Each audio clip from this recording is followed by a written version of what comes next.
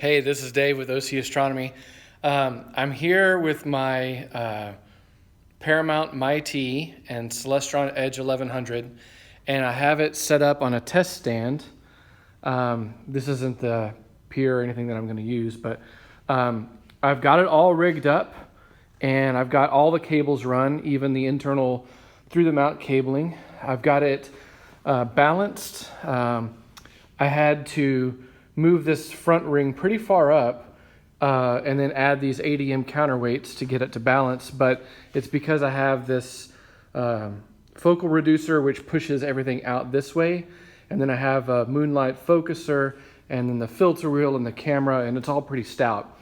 I also have the small scope on top going piggyback, and I realize that I'm right at the weight limit, or actually just a little bit over it. I think once I get the camera and the focuser mounted onto this one, I'm going to be right at 55 pounds. And so, yes, I know I'm playing with the spec a little bit. The other thing is I had to add a little bit of counterweight. It's kind of ridiculous looking, but I had to get some just Olympic dumbbell weights just because I wanted to see how much counterweight I needed to buy. It's 10 pounds, so I'm going to have to get another 10-pound counterweight, and I realized that the total weight will be a little bit above spec, yes. So if I do have any performance issues, the first thing I'm going to do is take that scope off the top and take some counterweight off the bottom and see if I can get the Edge by itself to perform. But I think I'm going to be okay. I went to great lengths to balance it pretty close to dead on, and I've also tried to make everything as stable as I could. I've locked everything down on these rings. They're nice and tight in here. Everything is as tight as I can get it. So I'm about to fire it up. I'm actually a little bit nervous, to be honest. I don't know if it's if I just have like a little bit of stage fright or something. I just want it to work, and so I'm nervous about turning it on. It's kind of ridiculous, but I'm going to turn it on. I'm going to slew a little bit. If everything looks stable, then I'm going to tell it to go to home.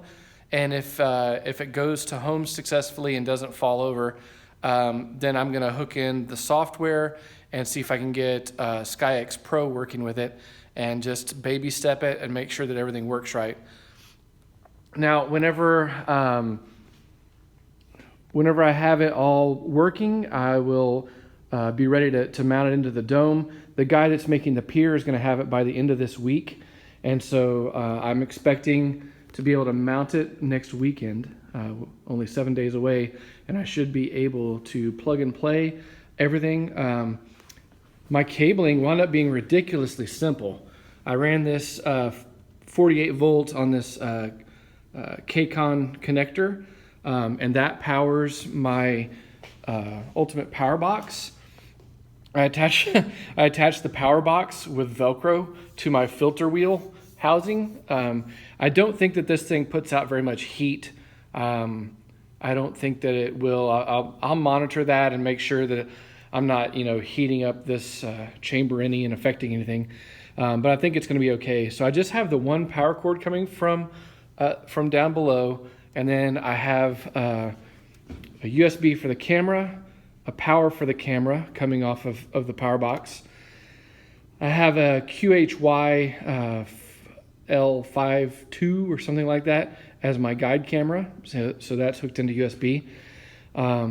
The focus controller is coming off of here and going to my moonlight focuser there.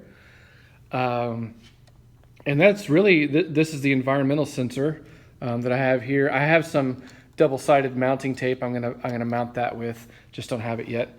But it's kind of ridiculous. I have one USB going out and two going into the power box, and then my USB is coming off of this Lcom key connector down here, and that's going to my little mini computer. I have this is the mount, and then I have the USB mini for the mount, and then the USB that goes up top to the power box. That's all there is to it. It's by design. I'm trying to keep it very simple. I will have, in addition, this camera And then I'm going to have replace this knob with an electronic focuser from ZWO. The camera is also going to be ZWO, and that'll mount here. I'll have power for the camera because it's a cooled version, USB for the camera, and then a USB for the focuser for the one up top. And that'll be my complete rig.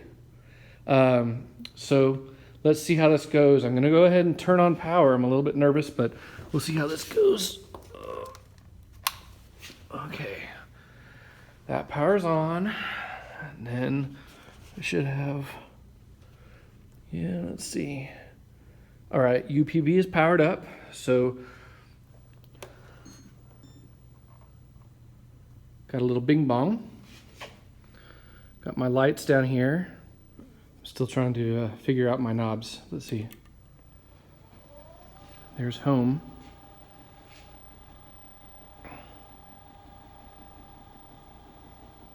Is it gonna smack? Whew. I nearly smacked the table. That was dumb. Okay, so I think that is a successful home position. It certainly looks like it.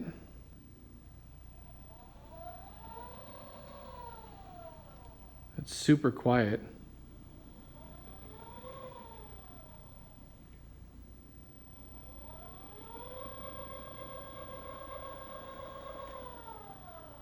Wow, that is so quiet.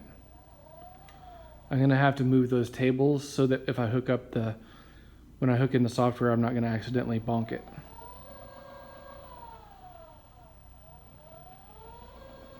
That is so quiet. So here's what it sounds like.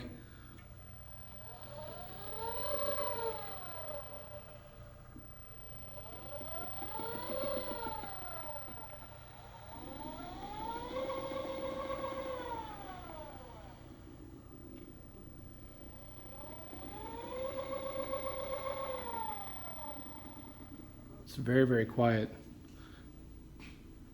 It gives a little soft purr. I don't know if you can even hear that.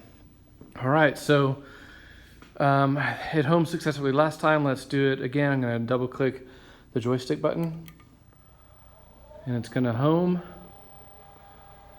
Let's see how it does this.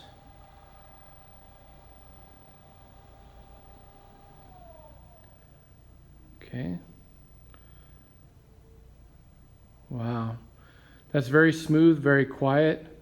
All seems very happy.